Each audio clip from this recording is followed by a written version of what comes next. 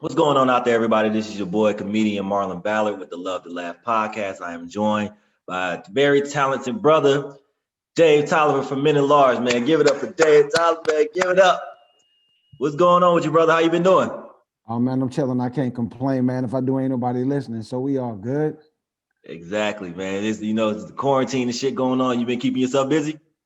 Man, as busy as I can, in the beginning, I strictly just stayed in the crib unless I had to go to the store or whatever. But now I still stay in the crib, but trying to figure out different ways to maneuver and shake. A few events going on, like tomorrow.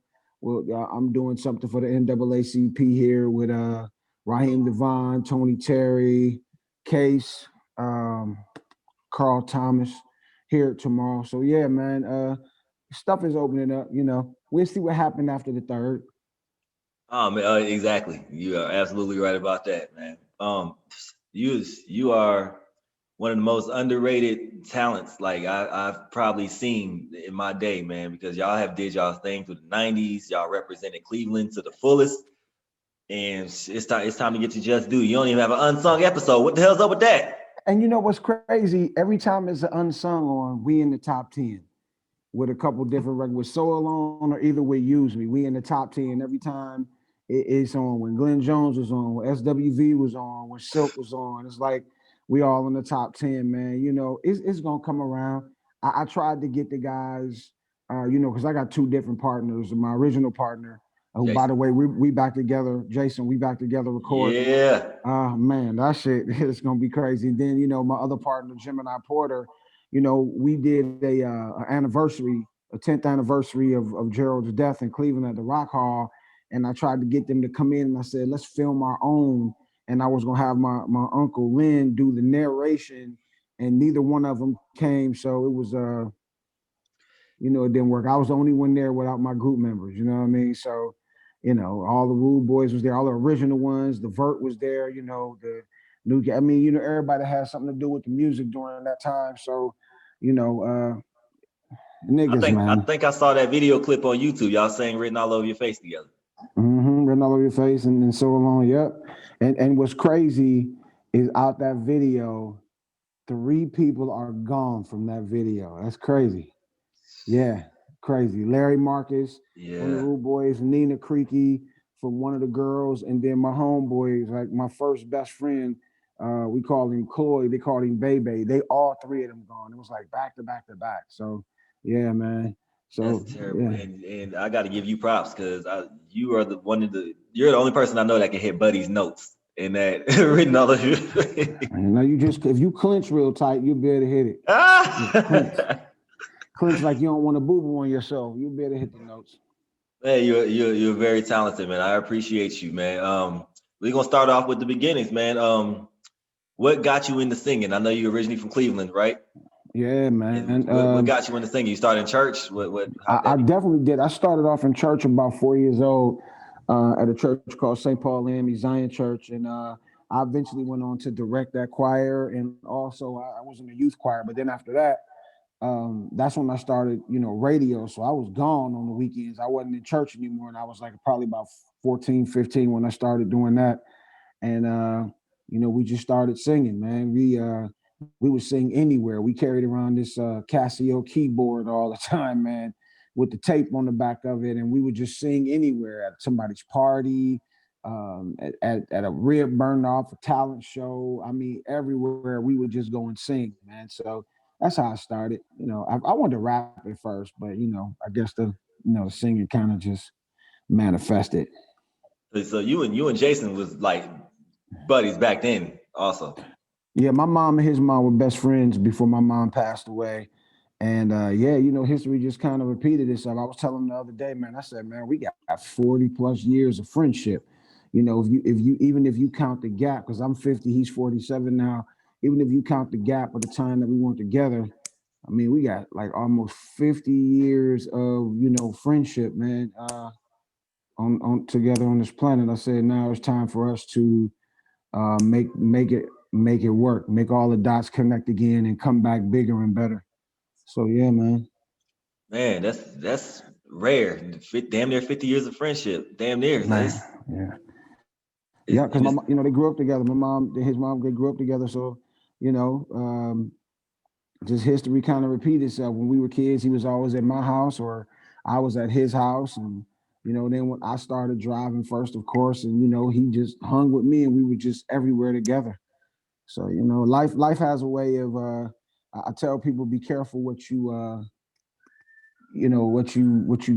do, period, because it will repeat. Your kids repeat it. Because I mean, for me, history kind of repeated itself. My grandfather, he just real quick, when my grandfather took a choir to sing for President Roosevelt, and me and Jason toured with Bill Clinton to the black colleges when he was running for president his first term. So history kind of repeats it, kind of repeats itself. It did for me. So yeah, man. man, that's a crazy ass story. Yeah, see, I was touring with Bill Clinton, so y'all was Yeah. in front of sold out in crowds the in every. the in the in the in the, in the motorcades. The only thing I didn't like is they fed it was Popeye's chicken, man. Cats had cats had blood all in their stool and all. Yo, it was us, the Rude Boys, and Yolanda Adams. It was dope. It was dope.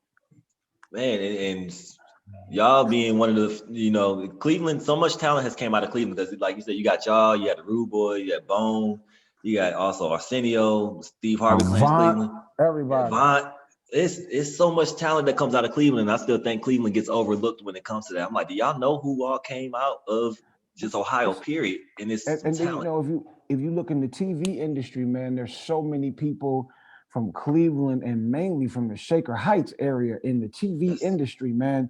That is it's crazy, man. It's a lot of people. I think but there are a lot of successful people that are in background positions, and people tend to favor the stars over the cats that hold everything together. Because if you didn't have those good background people in the background, man, then the front wouldn't look good if they wasn't holding up the back. You know what I'm talking that's about? true. Yeah, man. That's very true. So you pretty much started off. So you pretty much got your wings when you started touring with Bill Clinton in the motorcade. So pretty much Well, how did you run into Gerald Levert? like when we were running, like I was, I worked at ZAK in Cleveland for when I started. I was 15 because I call him my dad, but my uncle's Lynn Tolliver, so he got me started off. I was like 15. He called me one day and said, "David, I need you to come in and work tonight because BJ got fired." And so Jeffrey Charles was on the air back then, if you remember all that stuff. And he was also a singer, and he had records out, and he had a concert that night. And then he had an after party at his house, and Gerald came to the after party. But I had already known Gerald because my mom worked for the government full time, but she worked for a record store in Cleveland called Fillmore East. And Gerald used to come up there all the time. So I knew him when I was a kid, not really like that, but he was more cool with my mom and with Beverly, the lady that owned the store. So back to where I was at, Gerald came to the after party at Jeffrey Charles's house, and everybody was like, "Sing, sing, sing, sing, sing." And so we sang. Like I said, we always carried around that doggone ratchet keyboard with the Yeah. tape on the back of it. And after we finished singing, he was like, "Yo, I'm gonna hook y'all up." Now this was 1986. We didn't see him again till 1989. And at that time, me and my guy I was telling you about that passed away, my first best friend, Yeah. we were dancing for Johnny O and the Sorcerer Crew when he was rapping and DJing back in the day with his two with Craig Bills and them and Casper C. And we were walking out the studio from rehearsing, and Gerald was coming and he said, "Yo, I got this idea for three big dudes that can sing, dance, this, that, and the third, da da da da da." And a couple weeks later, I think it was the following week, we went up to the studio, and Gerald was there, Sean, Mark, from the Verge, Steve from Troop was there, the Rude Boys were there, and we auditioned. And we had two other guys, but they just quite didn't make it. I was looking to do a four-man, but it ended up being me and Jason. Then the next week we came back. Next couple of days we came back and auditioned for his dad. He was like, yeah, man." You know how he talked. And so after that, 89, our first single didn't come out to May of 1992. So it was a long process, man. It was a long process. So you said you didn't you met Gerald in '86 and you didn't see him again in '89? Yep, that's when he saw us. I knew him. I seen him before, but I'm talking about him seeing our talent. Yeah. He saw us in '86, but Dude, I didn't see him again till like '89, and then So, it took that little yeah, man. 'Cause that was when Pop and Casanova first took off with that Big okay, Throwdown album. So a lot of people think as soon as somebody gets on, they can help you, yeah, and that's just not immediately true unless you go in as 50-50 partners with these labels. You're an imprint, and you putting up some of your own money, or you got this crazy distribution deal where you can just put so many artists out a year, then you have to kind of like still follow protocol as an artist and just get in where you fit in. So because also with your group, like he said, he wanted to create a group with three big dudes. Like y'all really had a lane to yourselves because there was no other really group with two big dudes in it like that. Like when you looked at R&B in the '90s, it was ever in the dudes with history their of music. bodies out and shit. Yeah, They in there yeah. just so y'all had y'all's lane and y'all made it work because y'all was like, hey, we big, we don't care, we gonna sing your panties off anyway. Man, oh my God. Man, I mean, you when you and during those times, people were brutal to fat people, man. Those times and before those times, they were, girls really didn't like big dudes. If they did, it was shh, don't say nothing. Yeah. If you say something, I'm gonna say it ain't true. I mean, that never happened to me, but I just know that type of stuff happens. When people are superficial or their kids or they don't, now I think the world is a little more liberal and people accept everything. It don't really make a difference. But back then, during those times, you big dudes weren't getting love like that. You know what I mean? We did, but I mean, I think we made it. Like Heavy D started off. You had Nice. Minnesota, what Yep. Chubby Checker and Fats Domino and stuff like that. But I think those were discriminative times where people discriminated against everything during those times. And then Heavy D came, right? But Yes. Fats Domino and Chubby Checker, they didn't sing stuff like we sang. At Mm-hmm. least I never heard of it. Then you had two big dudes, a light skin and a dark skinned dude. We was always fresh, smelling good hair. Man, Yep. them chicks was like, I need me a big man girl. And that's what That it so was. I really y'all were really before y'all's time for real, for real. You look Yeah. at it. We coming back though. We about to steal some more of this time, man. This music that we doing right now is so incredible, man. Most of the groups when they redo a song from other era, when guys come back from other eras, they Mhm. sound like they still stuck in that era. Man, Yeah. this music is so incredible. Big up to my man Jay Sean Champion. I call him the orchestrator. That's Jason's little brother, man. He's written from everybody from Charlie Wilson to Joe to Usher, R. Kelly. He's written for a million people, and he found time to go in the studio with us. And I just said this time I was just gonna strip everything I learned. I put it like this, not saying like I'm one of the greatest of all time, but I might be. How LeBron has never had like a great coach. He always had to administer everything or be the orchestrator for facilitate everything. Like after we left Gerald and I started going to other different situations, I had to lead. I had to produce, arrange all the rest of the stuff, vocally and image wise and stuff like that. Nobody guided me. I told them what it was and how it was going to be, and that's what it was. But with this record here, I said, man, I'm not going to employ anything that I know.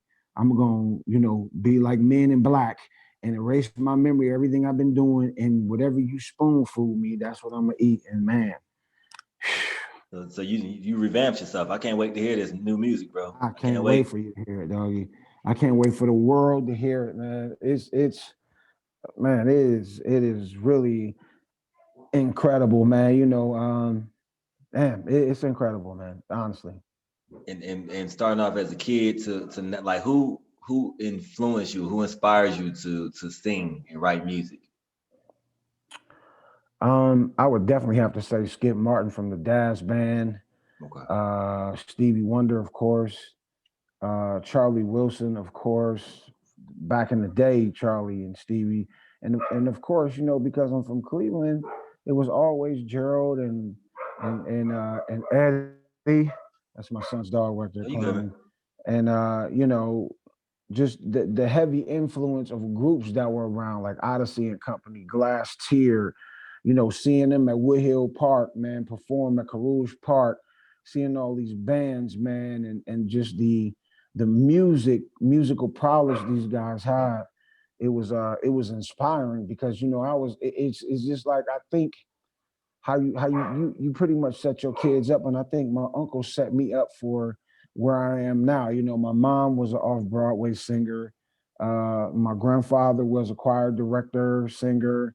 My uncle slash dad was a DJ, and he got records with the group Sexual Harassment. Anita Freak that record has been sampled by everybody from the Black Eyed Peas, to Snoop Dogg, to Too Short, to the Insane Clown Posse, to Yep. just recently Tiger sampled it. So man, Kanye West. I mean, I think you create, and I've done the same thing with my kids too. Just kind of, especially my daughter. Both of them really, but when my son got older, he kind of wanted to do things on his own. So peace. And my daughter, and I believe that if they apply themselves, they'll probably make greater strides than what we did. That's just the way it's supposed to happen. That's the way it normally happens. Um, but yeah, that's long. That's longer than just who my influences were. But yeah, Stevie, most definitely Skip Martin, man, of the Dash Band. Oh my God, man. Gerald, Stevie Wonder, man, guys like that, man. That's a hell of a list too, man. And Yeah, I can see they rubbed off on you, man, because like I said, you are one of the most underrated talents we've seen in the music industry, and you will get your yeah. just due. Trust me, I will write unsung every day if I have to, bro. Let's do I it. will harass the We fuck need out of we them. need more. We need people to do it. Like that's the thing with us. No, we don't protest unless a white cop does something to somebody black. That's the only time we protest Facts. the numbers. If if I could get a tenth of the people or 5% of the people that were marching all over the country when what happened to George Floyd. Oh man, we be on unsung. We have to get people to do it. Everybody say, I want to hear it, I want to see it. When you and Jason getting back together, da, da, da. I can't wait to see what they gonna do when we put this music out. If they gonna hold up, blow up. You know what I mean? So I don't know. And so okay, we're gonna do 1992. So y'all first album come out, self-titled, Men at Large, came out Mm-hmm. June 18th, 1992. So what was the writing process like for that album? Damn, how you get the date? I ain't even know the date. Let me write that down. June 18th, 1992. Yes. Um, that process for me was kind of tough because I was nervous. I was unsure of myself. And hell, I taught Jason, harmony and different stuff like that. But then he went to the School of Arts in Cleveland and, kind of surpassed me. So he was a bad boy when he got to the studio. I was cool, but I was, mediocre, but I was good enough to just hold it down. We complimented each other. And for me, it was rough learning that system. For some reason, man, I was scared. Every time we went to the studio with this nigga Gerald, man, I was scared. I was scared. And then one day he pulled me to the side. He said, man, we know you could do it, but you got to let the mic know. He said that mic can be a powerful, debilitating, emasculating thing, man. It can make you feel like you nothing because you'll think you singing something and it come through that mic like garbage. And that's what I dealt with throughout the whole thing. We I think we were one of the first guys, if the not the first, to implement hip hop on everything we did, man. From beginning to end, I don't think it probably was only like one or two, maybe three songs on that album that didn't have a rap on it. I I was a noticed that. hip hop fanatic. I'm a hip hop fanatic. I'm a hip hop fanatic. I love skills though. Like when I meet people from New York, I'm telling them I'm from Queensbridge, the 41st side, because I love Mobb Deep and Nas so much. Hell So yeah. man, that's just it, man. That it was fun because during the process we got to tour with Gerald and perform with him at the same time. Hmm. It was a learning experience for me, but like I said, let me tell you, I'm vain as hell. So I went and Joe Little showed me a couple things to do when I was singing, and I was already starting to come out my shell performing. So man, it just turned into a monster. And And now it's shout ridiculous. out to Joe Little too, man. That's my guy, man. Joey Beans, Joey Beans. Joey Beans, man. And Yeah. y'all got some great songs. Like it's half and half. Like it's up tempo, and then you got your slow jams too, which is like the perfect combination because y'all came like right on the tail end of New Jack Swing. Like y'all was they had the up tempo party tracks, and then you like, hey, I can slow it down for you too. And then because when I posted, I was interviewing you. Everybody from Ohio started posting the lyrics to "So Alone" under my post. I'm like, y'all childish. Yeah. I'm like, they're like, yo, That's that that's record. my joint, bro. Like that, I Yeah. done walked to school. I done broke up the girls with this song. Like it's, I'm like, damn, man, y'all got an impact. So The Alone is crazy, 7 minutes yeah, we long do. of sadness because that song really would get. Yeah. Yeah, because that shit was about my mom dying. That's what it was about. And cats used to be like, "Yo, man, I got so much ass off that song," and it didn't bother me. But I used to just like to mess with guys. I'd be like, "Damn, dog, that's about my mom." Oh, my bad, dog. And man, it don't matter, man. I just you learn to appreciate. Like I had to tell Jazzy Faye one day, he was complaining about his phone ringing so much, and I was like, "Nigga, what you need to be worried about is when your phone stop ringing." That's Yes. what you got to do because I've been in that position, man. I had an injury where the phone wasn't ringing, period, because nobody was gonna book me because I was on crutches for like 2 years, man. So, I've been in that situation, man. So I've learned to take everything that's still coming to me with humility and to just being ultra grateful, man. Just at the opportunity that I have, that I'm still have, like this thing I'm doing for the NAACP, man. It's a dope connection, sometimes it's not about money, it's about politics and relationships, man. That because I tell people success today is either you have a huge following, Hmm. you got relationships, or either you got money to buy your way through it. But if you Exactly. got all three, you're gonna be Taylor Swift. But if you don't have all three, I implore you to try to get them all, but you got to use one to get to where you got, you know. So I Exactly. don't know. And actually, So Alone reached number 31 on the Hot 100 charts, man. So I know when you saw that, you was like, yo, we doing And something I right. and then I was kind of mad because it could have went further, Yeah. but people that had control, and I ain't gonna throw them under the bus, wouldn't push it because of nepotism. I'm like, dog, push the button on that motherfucker, dog. Are you kidding? Had that thing went number one on the 100, we be talking a whole different type of So Alone right now. Be Exactly. like, man, So, but it's all good. I think that um, you know, all things end, Hmm. and sometimes they can be resuscitated, sometimes they can't, but everything has a life cycle. It does. So maybe that ride at that time it was over and it was time to go to something else. You look back on it, or you can just say, cats made the wrong mistake. The mistake with the record, they should have did it because that's how everything else worked anyway, through nepotism. You know what I mean? Hmm. Everybody. That's the white man's way. So I'm like, pull the trigger, Thunny, pull the trigger. So I just think, in life you get these choices. It's like, let's make a deal. You pick door one, door two, door three, whatever the glory or the fallout is from whichever door you pick, that's what you got to deal with, And I think, Yes. once people understand that, the world would be a better place. No, I don't know, man. Who knows? And, man, and y'all had some very unique. Well, y'all had the R&B videos is typical. Like you had you know, I'm standing in the distance, I'm singing to you. Like, what was your favorite video that y'all did? I think my favorite video, I'm gonna tell you one thing about what I didn't like and that I didn't notice till afterwards is that in any of the videos we did, we never had leading ladies. Like the one video we did with Tommy and Pam from Martin, the holiday video, Yeah. we had two girls in the video and they cut all the footage out. All the footage out. That's crazy. And one of the girl that was my leading lady in there, she happened to be, she ended up being on the Wayans brothers. I was like, oh shit.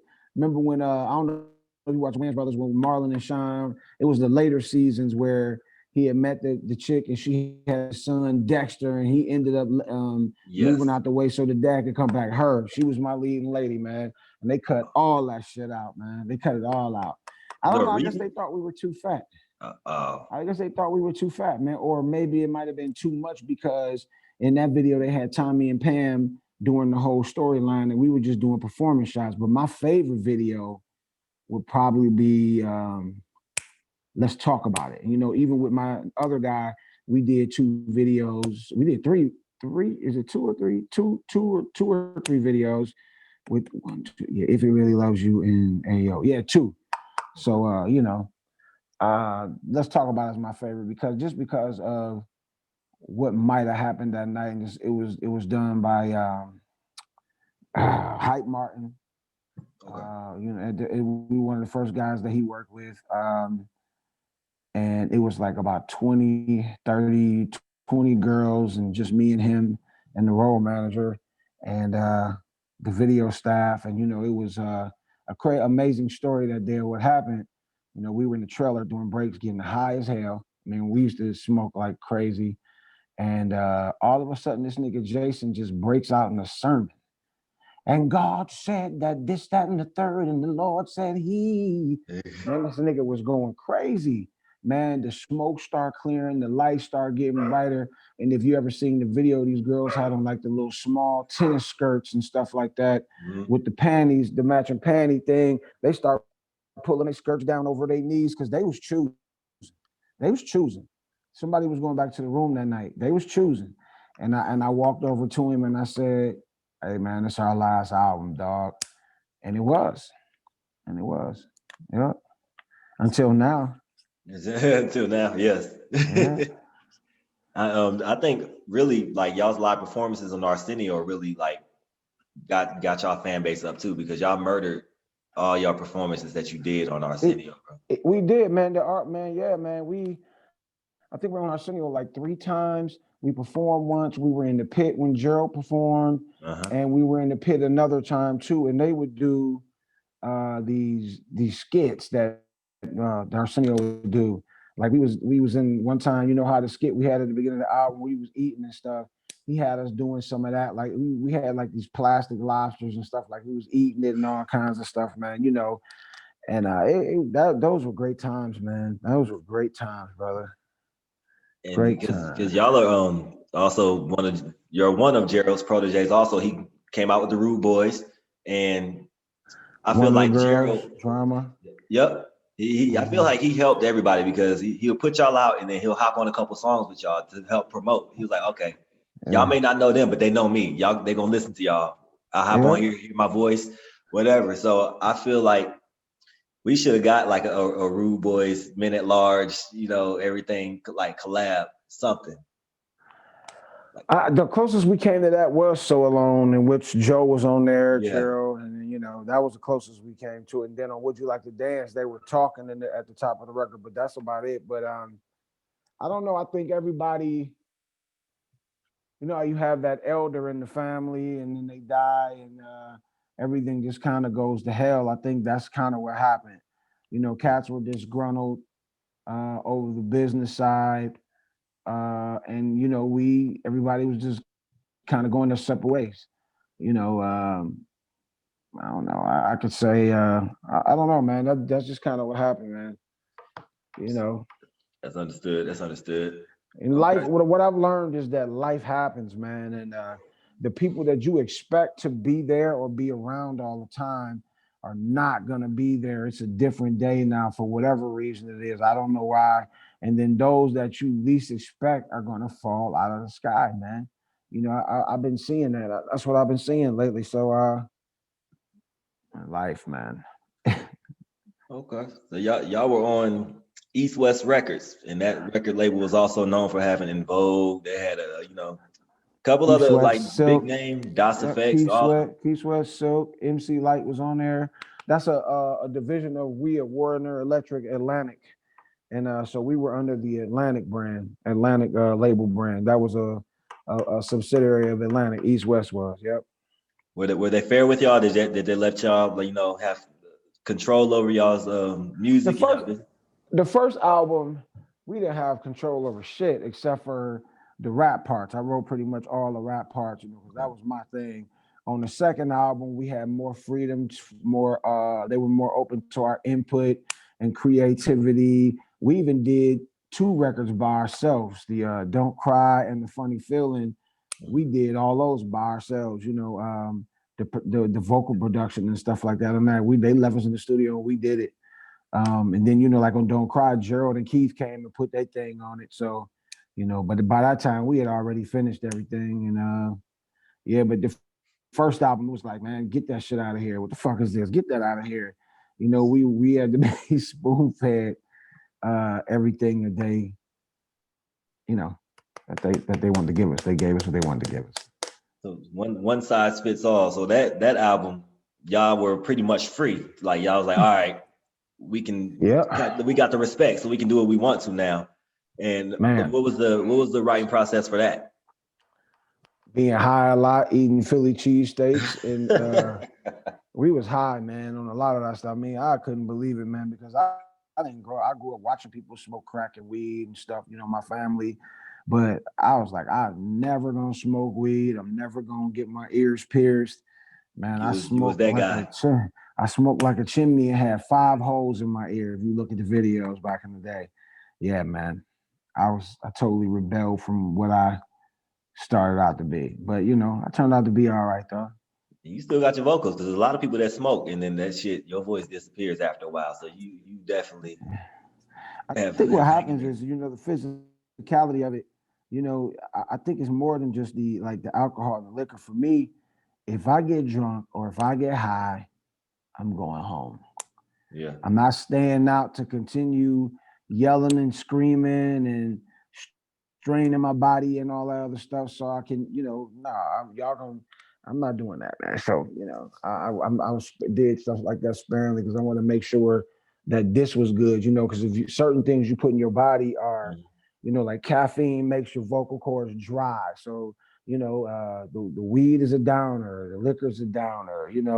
So if you're that relaxed, then you have to work that much harder to get these muscles to pull and flap and vibrate to make the beautiful sounds. Oh shit, that's right there. I didn't know that. I didn't know caffeine dries your voice out. I didn't know that. hmm And that's chocolate, dark sodas, any I don't know any chocolate, anything chocolate, tea.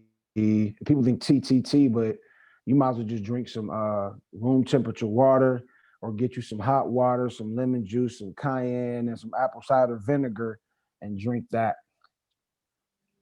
Or you Man. can go to the herb store and get you some Singer Saving Grace and just spray that. It'll protect your Okay. throat. Yeah, Professional. See, that's a professional vocalist right here, bro. yeah. All right, so after one size fits all, they all like there was not another album till 1999. What was happening during that Um, gap? Boy, you on your shit. Hey, I'm sorry. During that gap, we were touring heavy and kind of really like drifting apart, man. You know, Jason always was with me.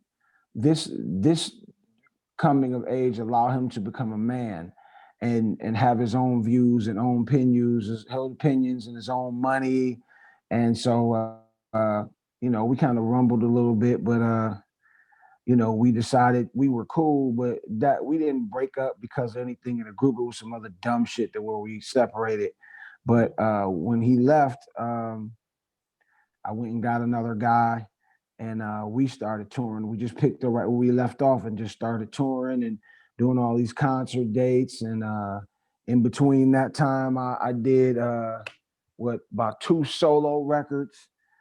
We did another Minute Large record that went number 14 in 2015 or 16, a record Mhm. called Date Night. And shit, man, living, trying to stand alive. I had a couple surgeries that, on my hips that could have, went the other way. Coming out of it with nerve damage, infection, all kinds of stuff like that. So man, we was How moving and shaking, okay. doing plays, a couple movies here and there. I still was doing radio up till about 2000, so I was covered there. Man, we was just moving and shaking, really just off the radar, but on the radar.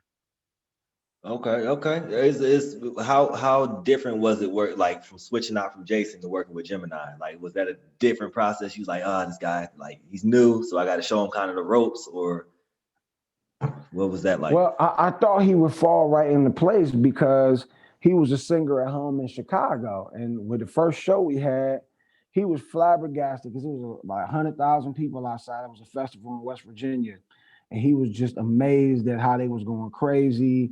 And he was just standing there watching me, and I was like, "Dude, what the fuck are you doing?" So it took a few situations and rehearsals to get him on fire, on point, Okay. and get him prepared to do what he needed to do to hold down the fort. Okay, because Yeah. then when you and Jason split, did people think that was Jason when he came out? It was like, wait a minute, that's not No, Jason. they knew it wasn't him. Okay. I heard some funny jokes though. I'll tell you off camera, some funny jokes about him and Jason, the comparison. But as far as like talent wise, those both of those guys have great voices. Um, Yes. Great voices, man. Jason has a great all around voice. Gemini has that. If he uses it properly, a fantastic falsetto, and um, and he has and Gemini has a nice baritone too. Jason just has the all around, everything just about. So yeah. So yeah, and touring a lot has like what is your best and worst stage moment? Something that happened that was like he was like this is the worst possible scenario. This shit like Shit. hey. I could say the worst one was New Year's Eve in Memphis. And we walked in. The guy was like, "Oh yeah, I got y'all, man. I got y'all. I did y'all sound at the time during the show in Cleveland for the Gerald tribute." It was like, "All right, cool." Da, da, da. So we give him the music, and you know how I guess the DJ have a thing on auto mix.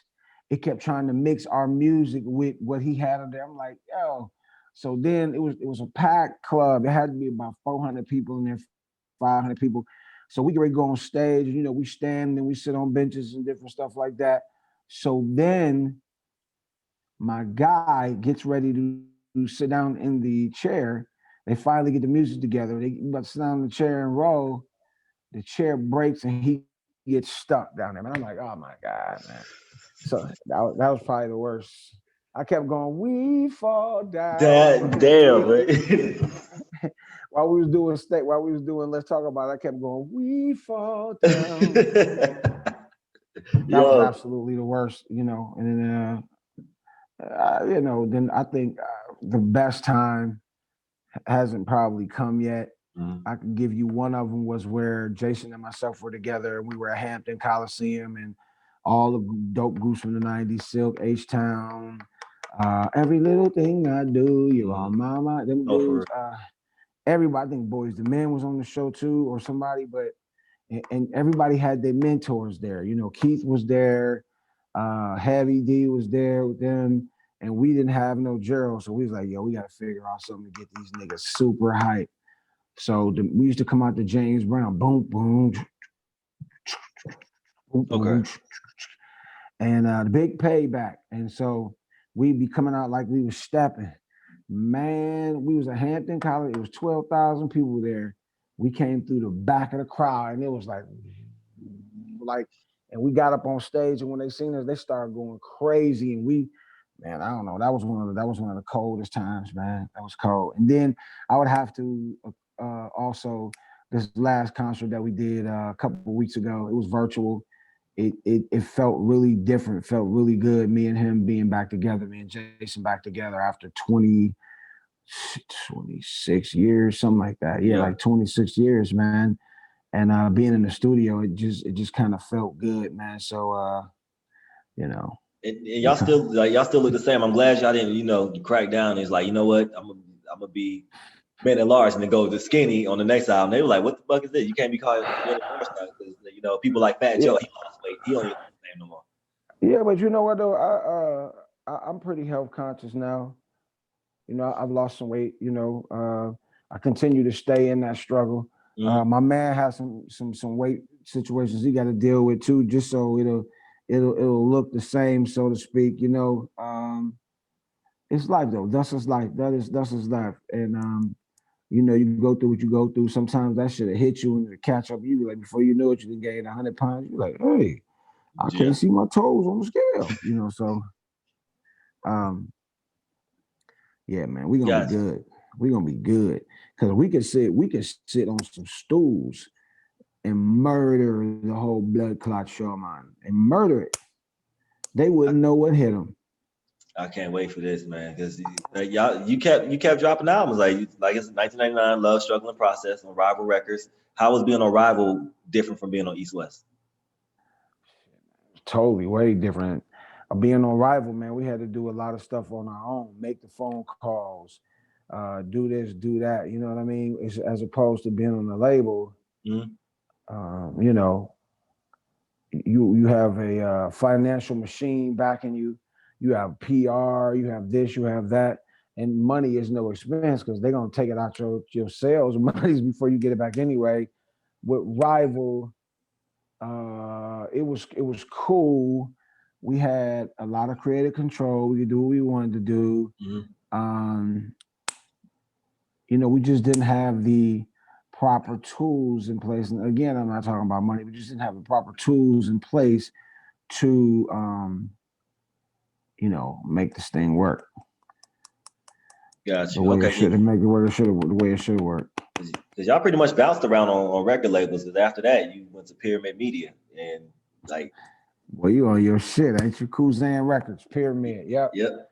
Uh, Rest in peace, my man Ray Kuzan. Mm-hmm. He passed away, car wreck. He was one of the CEOs, him and Wayne, one of the CEOs of Kuzan Records. And this was a situation that Jim and I had got from some of his people back in Chicago. With this one, these guys, they didn't listen at all, man. And this album was probably, I would give it, in my eyes, it would be tied with one of our first albums as far as like the quality of records that are on there. That record was, oh my God, it was really good. It was really good. Because I've been listening to your stuff all day, and like your songwriting is immaculate, vocals are still there. So I'm like, you're not missing nothing. So I can like that when I saw you and Jason's get back together. I'm like, okay, here we go. We need this because R&B is non-existent on the radio. Like they're merging it with hip hop, and it's like it's Man. not there. It's just all club bangers. I'm like, can we get a slow jam? Shit, can we get something? Yeah. God damn. Well, I can tell you this: they're trending away from playing slow jams on radio. So we've been advised not to make any super slow love ballads, which we've That's kind what of. we But I'm need. saying, yeah, but I mean, not the type that the kind we have right now. We got a record called Faded, Say Something, Gravity, and I consider them to be ballads because they like real slow and real slow and sexy, man. So the vibe on them is real good. We sat in the studio this time and we wanted to create a vibe, man, from beginning to end. Now we're just trying to see what the playlist is gonna be like when we put it out and what order is coming because there's some joints on there, B. Can't wait. I can't wait, bro. And you pretty popular, in the Atlanta area. Like everybody knows you. I'm a comedian. And people like, yo, you should hit up Dave Tolliver. I'm like, this is one dude I have not ran into. I'm like, how are y'all running into him? Like everybody knows you from my man Benny Pitts. He said he knew you. My homegirl Lily Fraction. She was like, oh yeah, hit Dave Tolliver up. He'll do your podcast. I'm like, I'm gonna hit him. I'm gonna hit him. I love Lily. That's what's up, man. Yeah. Frack. What up, baby? Fracky. She's like, he's the goofball. He picks on me all the time. I'm like, yeah, you seem like the stand up guy. I was wondering if you did stand up. People was like, yeah, he funny as shit. Man, you know what, man? That's crazy that you say that because I was set to make my comedy debut down here April 13th, April 3rd, or something like that. Because I went to this comedy show and it was all white people. And I kept saying stuff, and I know it's totally different. So I would never disrespect the craft of comedy by just jumping up there if I didn't think that I had something. Everybody keeps telling me that, but that's everybody's story. I had sat down and I carefully wrote jokes and I was going to do my debut April 13th, and then they shut the city down. I was like, damn, it was a small room where, you know, I was just saying shit, making after somebody make a joke, I'll make a joke right behind them and the room be up. But I mean, that's how it always is, even when I'm performing. But I told cats, I was like, when I sing, I know I can sing. There's no second guessing that. It's like if you doing a comedy, they expecting you to be funny. If you ain't funny, you getting them crickets. I have to be like singing, and I'll be doing jokes and messing up, and they be like, "Sit your big ass down." But if somebody did that, I'd be prepared for that because I'm good at cracking jokes. But just the crickets, I'd be like, "All right then." Boom, boom, boom, boom, boom, boom, boom, boom. And I'm saying then everybody would be like, okay, okay, fuck it. He ain't funny, but he's fat and he can sing. So I would just jump to that. But you know, Hey, man, I want it's to see some you on stage, bro. I want that to happen. I got to see you on stage because you a funny dude. I can tell already. I'm about to find my little notes, man. I was writing jokes about places like I got a friend that's from Oklahoma, but she bad as hell. She a fit, and her name is Brandy Hammond, and she got a thing called Brandy Does Fit Better. And Jesus, her spelling name Barandih, and she from a place called Okmulgee, Oklahoma. Oh, Now, Mogi. and I said, it's got to be some ugly motherfuckers up in there with a city by the name of Okmulgee. I Oh, said, you Mogi. got to, I said, you got to be the prettiest motherfucker there because we done ran through the South like Rock Hill, Rock Run, and places like that in South Carolina. And ain't a pretty chick in sight up in there. So I said I was gonna go over all the cities' names, the ugly city names. I said there got to be some Okmulgee, Mogi. That's an ugly Okmulgee. ass name. Like it got to be some ugly motherfuckers from that joint. Ugly It got to ass be name, ugly ass motherfuckers there. Yeah, it definitely had to be.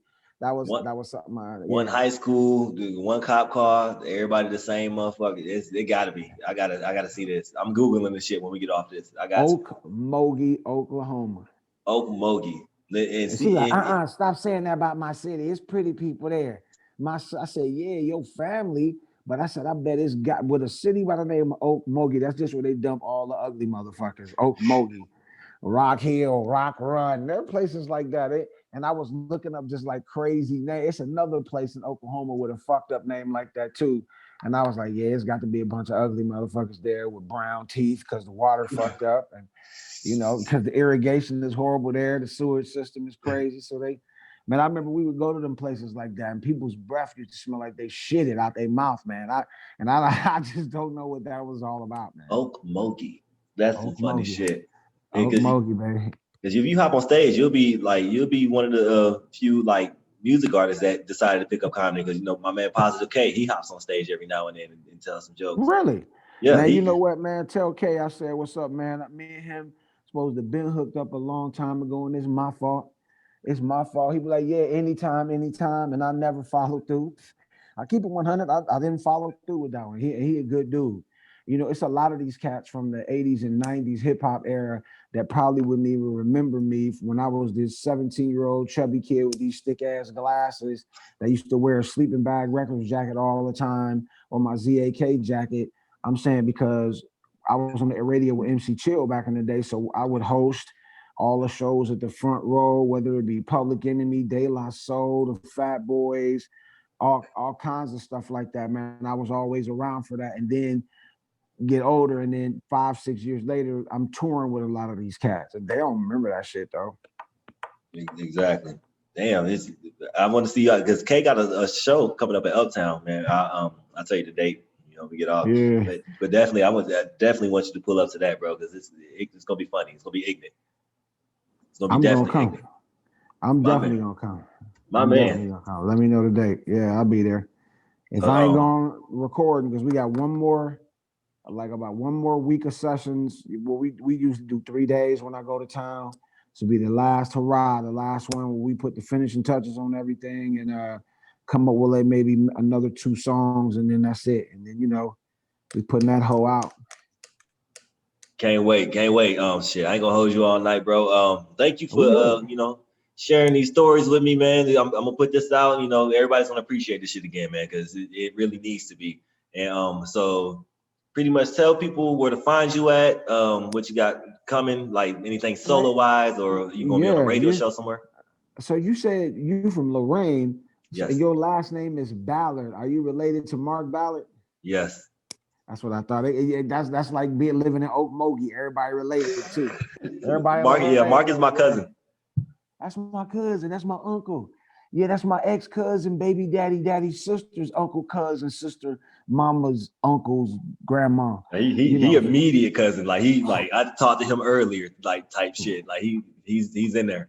Tell him I said send me a few thousand with his tight pockets. Send me a Ah few man, thousand. he won't even give me $1. He ain't sending you shit. I know he ain't.